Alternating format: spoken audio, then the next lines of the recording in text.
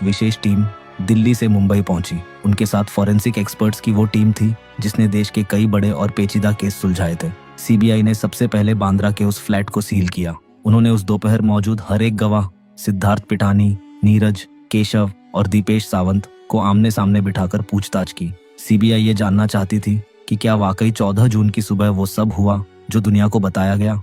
जांच के पहले हफ्ते में ही सीबीआई ने क्राइम सीन को रिक्रिएट किया। कमरे के पंखे की ऊंचाई, सुशांत की लंबाई और उस हरे रंग के कुर्ते की मजबूती को दोबारा परखा गया।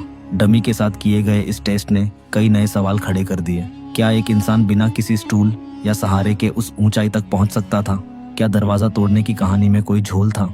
इसी दौरान प्रवर्तन निदेशालय यानी ईडी ने सुशांत के बैंक खातों की कुंडली खंगालनी शुरू की। 15 करोड़ रुपयों का वो आरोप जो सुशांत के पिता ने लगाया था, उसकी सच्चाई जानना जरूरी था। ईडी ने रिया चक्रवर्ती, उनके पिता और उनके भाई शौविक से घंटों तक उनके खर्चों और कमाई पर सवाल किए। हालांकि खातों में सीधे तौर पर करोड़ों की हेराफेरी के पक्के सबूत नहीं मिले, लेकिन रिया के फोन से जो डिलीटेड डेटा रिकवर हुआ उसने इस केस को एक ऐसी दिशा में मोड़ दिया जिसकी किसी ने कल्पना भी नहीं की थी। रिया के व्हाट्सएप चैट्स ने बॉलीवुड के उस चेहरे को बेनकाब किया जो अब तक पर्दे के पीछे छिपा था। चैट्स में नशीले पदार्थों की खरीद फरोख्त की बातें हो रही थी। यहीं से एंट्री हुई नारकोटिक्स कंट्रोल ब्यूरो यानी एनसीबी की।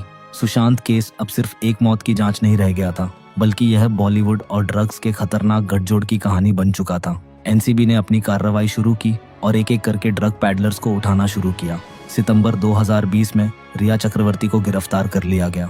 ये वो दौर था जब हर न्यूज चैनल पर सिर्फ एक ही सवाल था, क्या सुशांत को ड्रग्स दिए जा रहे थे? क्या उन्हें जानबूझकर नशे की लत में धकेला गया ताकि उनकी मानसिक स्थिति को काबू में किया जा सके? सुशांत के फार्म हाउस पर होने वाली पार्टियों की खबरें बाहर आईं, जहां बॉलीवुड के कई नामी चेहरे शामिल हो